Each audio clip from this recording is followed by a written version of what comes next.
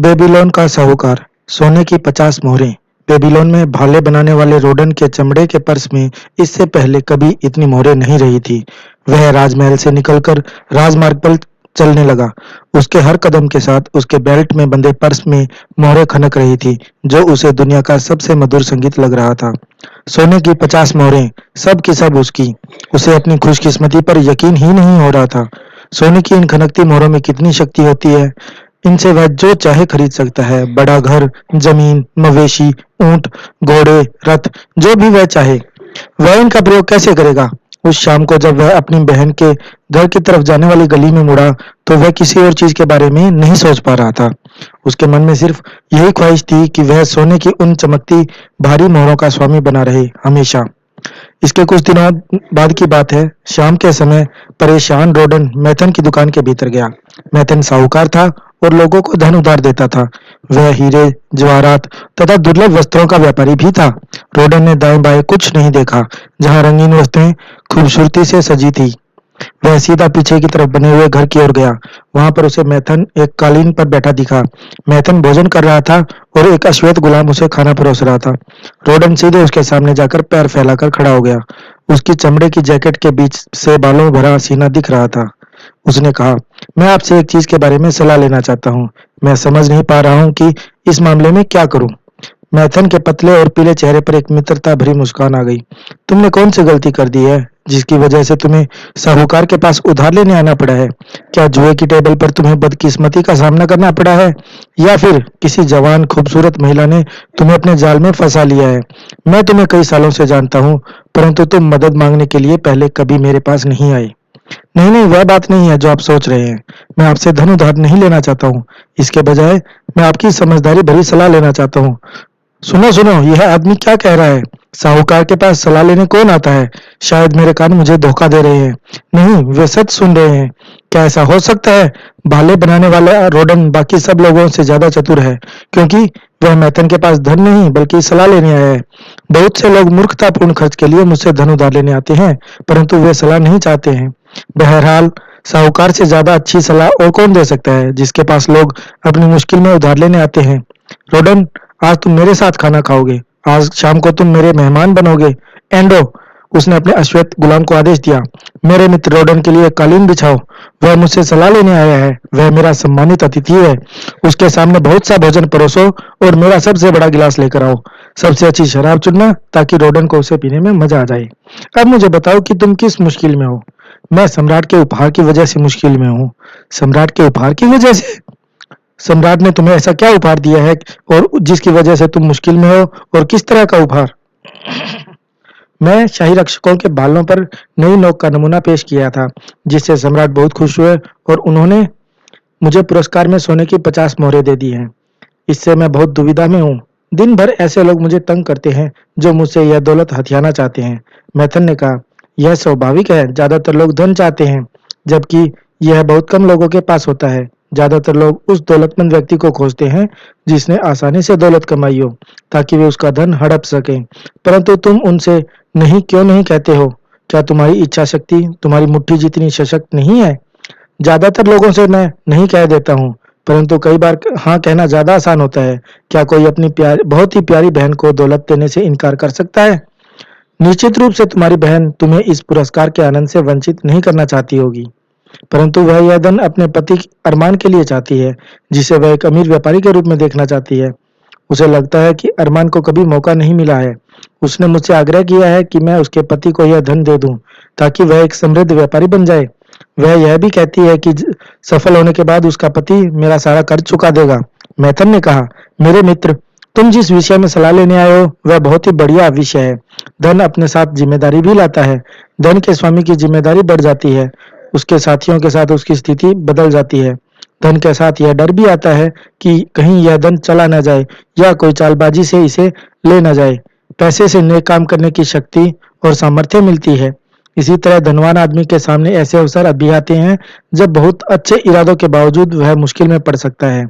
क्या तुमने कभी निनेवे के उस किसान के बारे में सुना है जो जानवरों की भाषा समझ सकता था? मुझे लगता है तुमने नहीं सुना होगा, क्योंकि कांसा ढालने वाले की वर्कशॉप में लोग इस तरह की कहानी नहीं सुनाते हैं। मैं तुम्हें यह कहानी सुनाऊंगा ताकि तुम यह समझ जाओ कि उधार लेना और देना सिर्फ एक व्यक्ति के हाथ से पैसा निकलकर दूसरे व्यक्ति के पास पैसा जाने तक ही सीमित नहीं है। वह किसान जानवरों की बातें समझ लेता था। वह हर शाम जानवरों की बातों को सुनने के लिए उनके दड़बे के पास रुक जाता था। एक शाम को उसने सुना कि बैल खच्चर से शिकायत कर रहा था कि उसकी जिंदगी में कष्ट ही कष्ट है। मैं सुबह से शाम तक जुताई में ही लगा रहता हूँ, चाहे कितनी ही गर्मी हो, चाहे कितना ही थका हूँ, या चाहे मेरी गर्दन कितनी ही दुख रही हो, मुझे काम करना पड़ता है। दूसरी तरफ तुम हमेशा आराम करते रहते हो, तुम्हें रंगीन कंबल से सजाया जाता है, जबकि तुम मालिक को मनचाही जगह पर ले जाने के अलावा कुछ नहीं करते हो। जब मालिक को कहीं नहीं जाना होता है तो तुम आराम करते हो और सारा दिन हरी घास खाते रहते हो। खच्चर बहुत दयालु था। उसने बैल के साथ सहानुभूति दिखाते हुए कहा, मेरे प्रिय मित्र, तुम बहुत कड़ी मेहनत करते हो और मैं तुम्हारे कष्ट को दूर करने में मदद करूंगा। मैं तुम्हें बताता हूँ कि तुम कैसे आराम कर सकते हो। सुबह जब नौकर तुम्हें जोतने आए तो तुम जमीन पर गिर जाना और दर्द से कराहने लगना, ताकि वह मालिक से जाकर कहें कि तुम बीमार हो और काम नहीं कर सकते हो। बैल ने खच्चर की सलाह मान ली। अगली सुबह नौकर ने किसान से जाकर कहा कि बैल बीमार है और वह जुताई का काम नहीं कर सकता है। किसान ने कहा, जुताई का काम तो होना ही है, इसीलिए तुम बैल की जगह पर खच्चर को बांध दो। खच्चर की इच्छा सिर्फ अपने मित्र की मदद करने की थी, परंतु इसका परिणाम यह हुआ कि पूरे दिन उसे बैल के हिस्से का काम करना पड़ा। रात होने पर जब वह दड़बे में वापस आया तो उसके दिल में कड़वाहट भरी थी। उसके पैर थके थे और गर्दन दुख रही थी। किसान उनकी बातें सुनने के लिए वहीं ठहर गया। बैल ने कहा, तुम मेरे अच्छे मित्र हो, तुम्हारी समझदारी भरी सलाह के कारण मुझे दिन भर पूरा आराम मिला। खच्चर ने जवाब दिया, और मैं मूर्ख हूँ, क्योंकि मैं तो सिर्फ मित्र की मदद करना चाहता था, परंतु बदले में मुझे ही उसके हिस्से का पूरा काम करना पड़ा। आज के बाद तुम अपना काम खुद करना, क्योंकि मैंने मालिक को सेवक से यह कहते हुए सुना था कि अगर तुम दोबारा बीमार हुए तो वह तुम्हें कसाई के पास भिजवा देगा। यह ठीक भी है रहेगा, क्योंकि तुम बहुत आलसी हो। इसके बाद उन्होंने एक दूसरे से कभी बातचीत नहीं की। उनकी दोस्ती खत्म हो गई। इस कहानी से तुम्हें क्या शिक्षा मिलती है, रोडन? रोडन ने कहा, कहानी तो अच्छी थी, परंतु इसमें मुझे शिक्षा या सबक जैसी कोई चीज नहीं दिखी। मुझे लगा भी नहीं था कि तुम्हें दिखेगी, परंतु सबक है और बहुत आसान है। अगर तुम अपने मित्र की मदद करना चाहते हो तो इस तरह से करो ताकि तुम्हारे मित्र का बोझ तुम्हारे ऊपर न आ जाए। मैंने इस बारे में तो सोचा ही नहीं था। यह बहुत ही समझदारी भरा सबक है। मैं अपनी बहन के पति का बोझ अपने ऊपर नहीं लेना चाहता हूँ। परंतु मुझे एक बात बताएं, आप बहुत से लोगों को उधार देते हैं, क्या उधार देने वाले हमेशा उधार चुका देते हैं? मैथन बहुत अनुभवी आदमी की तरह मुस्कुराया। फिर उसने कहा, अगर कर्जदार कर्ज चुका नहीं सकता है तो क्या साहूकार उसे कर्ज देगा? साहूकार को सावधानी और समझदारी से यह तय करना होता है कि उसका धन उधार लेने वाले के काम आएगा तथा उसका पैसा दोबारा लौट आएगा। अगर उसका धन मूर्खतापूर्ण काम में लगेगा तो उसका मूल धन भी डूब जाएगा, क्योंकि कर्ज लेने वाला कर्ज नहीं चुका पाएगा। मैं तुम्हें अपनी संदूक में रखी निशानियां बताता हूँ। हर निशानी में एक कहानी छुपी हुई है। वह कमरे में एक बड़ा संदूक लेकर आया, जिस पर सुअर की लाल खाल चढ़ी थी और उस पर कांसे की आकृति बनी हुई थी। संदूक को फर्श पर रखकर वह उसमें उसके सामने बैठ गया। फिर उसने अपने दोनों हाथों से उसे खोलने लगा। मैं जिसे भी उधार देता हूँ उससे अपनी इस संदूक के लिए कोई न कोई निशानी जरूर लेता हूँ। वह निशानी तब तक यहाँ रहती है जब तक कि पूरा कर्ज नहीं उतर जाता। जब कर्जदार पूरा कर्ज चुका देता है तो मैं उसे वह निशानी लौटा देता हूँ। बहरहाल अगर वह कर्ज नहीं चुका पाता है तो वह निशानी मुझे हमेशा यह याद दिलाती रहती है कि अमुक व्यक्ति मेरे विश्वास पर खरा नहीं उतरा। निशानी वाला संदूक मुझे बताता है कि सबसे सुरक्षित कर्जदार वे होते हैं जिनके पास कर्ज की रकम से ज्यादा संपत्ति होती है। उनके पास जमीन, हीरे जवाहरात, ऊंट या अन्य चीजें होती हैं जिन्हें बेचकर कर्ज चुकाया जा सकता है। मुझे निशानी के रूप में कई ऐसे रत्न दिए जाते हैं जिनका मूल्य कर्ज से ज्यादा होता है। बाकियों में इस तरह के वादे होते हैं कि अगर कर्ज न चुकाया गया तो वे अपनी जायदाद का एक निश्चित हिस्सा मेरे नाम कर देंगे। इस तरह का कर्ज देते समय मुझे विश्वास होता है कि मेरा धन सूद समेत वापस लौट आएगा, क्योंकि कर्ज जायदाद के आधार पर दिया गया है। दूसरी श्रेणी में ऐसे लोग आते हैं जिनमें कमाने की क्षमता होती है। वे तुम्हारी तरह के लोग होते हैं जो अपनी मेहनत या सेवा करते हैं और उन्हें बदले में वेतन या पारिश्रमिक मिलता है। उनके पास आमदनी का नियमित साधन होता है। अगर वे ईमानदार हों और उन पर कोई विपत्ति ना आए तो वे कर्ज और सूद दोनों को चुका सकते हैं। इस तरह के कर्ज इंसान की मेहनत पर आधारित होते हैं। बाकी लोग ऐसे होते हैं जिनके पास न तो जायदाद होती है और न ही कमाने की विश्वसनीय क्षमता होती है। जिंदगी मुश्किल में है और कुछ लोग जिंदगी के साथ तालमेल नहीं बिठा पाते हैं। इन लोगों को मैं जो कर्ज देता हूँ, भले ही वह 1 रुपए का भी क्यों न हो, मेरा निशानी वाला संदूक आगे आने वाले सालों में मुझे चिढ़ाता रहेगा, जब तक कि कर्ज लेने वाले के साथ उसके अच्छे मित्रों की गारंटी न हो, जो उसे विश्वसनीय मानते हों। मैथन ने संदूक खोला। रोडन उत्सुकता से आगे झुका। संदूक के सबसे ऊपर लाल कपड़े में कांसे का एक नेकपीस पड़ा था। मैथन ने उसे उठाकर प्यार से थपथपाया। यह मेरे संदूक में हमेशा रहेगा, क्योंकि इसका मालिक अब इस दुनिया में से जा चुका है। मैं इस निशानी को संभाल कर रखता हूँ और मैं उसकी यादों को भी संजो कर रखता हूँ, क्योंकि वह मेरा अच्छा मित्र था। हमने साथ साथ सफलतापूर्वक व्यापार किया था, जब तक कि वह पूर्वी देश की एक महिला को ब्याह कर नहीं ले आया। वह सुंदर थी, परंतु हमारी महिलाओं जैसी नहीं थी। वह औरत नहीं, बिजली थी। मेरे मित्र ने अपनी पत्नी की इच्छाओं को संतुष्ट करने के लिए पानी की तरह पैसा बहाया। जब उसका धन खत्म हो गया तो वह कष्ट में मेरे पास आया और मैंने उसे सलाह दी। मैंने उससे कहा कि मैं उसे एक बार फिर हालात ठीक करने का मौका दूंगा। उसने नए सिरे से शुरू करने की कसम खाई, लेकिन ऐसा हो नहीं पाया। एक दिन आपसी झगड़े में उसकी पत्नी ने उसके सीने में चाकू घुसा दिया, क्योंकि उसके पति ने उसे ऐसा करने की चुनौती दी थी। और वह महिला? रोडन ने सवाल किया। हाँ, जाहिर है यह उसी का है, मैथन ने लाल वस्त्र उठाते हुए कहा। पछतावे में वह नदी में कूद गई। ये 2 कर्ज कभी नहीं चुकाए जाएंगे। रोडन, यह संदूक बताता है कि जो लोग बहुत भावुक होते हैं या भावनात्मक तूफानों से घिरे रहते हैं, वे साहूकार के लिए सुरक्षित नहीं होते हैं। यह अलग चीज है। उसने बैल की हड्डी से बनी अंगूठी को उठाते हुए कहा। यह एक किसान की है।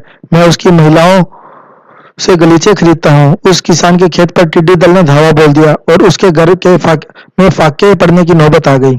ऐसे में मैंने उसकी मदद की। नई फसल आने पर उसने तत्काल अपना कर्ज चुका दिया। इसके बाद एक दिन वह मेरे पास आया और उसने एक दूर देश की बकरियों के बारे में बताया, जिनकी वर्णन उसने एक यात्री से सुना था। उन बकरियों के लंबे बाल इतने सुंदर और नरम थे कि वह उनसे इतने बेहतरीन गलीचे बना सकता था जैसे आज तक बेबीलोन में देखे नहीं गए। वह ऐसी बकरियों का रेवड़ चाहता था, परंतु उन्हें खरीदने के लिए उसके पास धन नहीं था। इसीलिए मैंने उसे यात्रा करने और बकरियां लाने के लिए धन उधार दिया। अब उसने रेवड़ खरीद लिया है और वह अगले साल मैं बेबीलोन के अमीरों को हैरान कर दूंगा, क्योंकि मैं उन्हें बहुत शानदार और महंगे गलीचे बेचूंगा। जल्द ही मुझे उसकी अंगूठी लौटाना होगा। वह तत्काल कर चुकाने पर जोर दे रहा है। रोडन ने पूछा, कुछ उधार लेने वाले समय से पहले भी कर्ज चुका देते हैं? अगर वे किसी ऐसे उद्देश्य के लिए कर्ज लेते हैं जिससे उन्हें पैसा मिल जाता है, तो वे ऐसा करते हैं। परंतु अगर वे अपनी नासमझियों के लिए उधार लेते हैं, तो मैं उन्हें यह चेतावनी देता हूं कि तुम्हारा धन तुम्हारे हाथ में दोबारा लौटकर नहीं आएगा। रोडन ने दुर्लभ कारीगरी वाले रत्नों से जड़े सोने से भारी कंगन को उठाते हुए पूछा। मुझे इसके बारे में बताएं। मैथन ने हंसते हुए कहा, मेरे अच्छे मित्र को महिलाएं कुछ ज्यादा ही पसंद है। रोडन ने कहा, आखिर मैं आपसे अधिक युवा हूँ।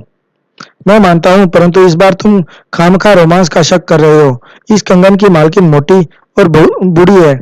वह बहुत ज्यादा बोलती है, परंतु उसकी बातें इतनी अर्थहीन होती हैं कि वह मुझे पागल कर देती है। कभी उन लोगों के पास बहुत पैसा था और वे मेरे अच्छे ग्राहक थे, परंतु फिर वे बदकिस्मती के शिकार हो गए। उस महिला का एक बेटा है जिसे वह व्यापारी बनाना चाहती है। इसीलिए वह मेरे पास आई और मुझसे धन उधार लिया, ताकि उसका पुत्र एक कारवां के मालिक का हिस्सेदार बन सके, जो यात्रा करते समय एक शहर से ऊंट खरीदता है और दूसरे में बेच देता है। कारवां का मालिक बदमाश निकला, क्योंकि उसने बेचारे लड़के को दूर के एक शहर में बिना धन और बिना मित्रों के छोड़ दिया। वह उस युवक को सोता हुआ छोड़ गया। युवक कुछ साल बाद शायद इस कर्ज को चुका सकता है। तब तक मुझे अपना ब्याज नहीं मिलेगा, सिर्फ हवाई बातें ही सुनने को मिलती रहेंगी। वैसे असली बात यह है कि यह कंगन कर्ज की रकम से ज्यादा कीमती है।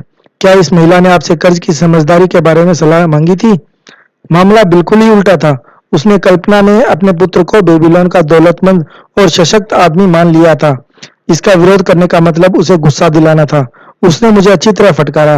मैं जानता था कि इस अनुभवहीन युवक को धन देने में जोखिम है, परंतु चूंकि उसने यह कंगन गिरवी रखा था, इसीलिए मैं उसे कर्ज देने से इनकार नहीं कर सकता था।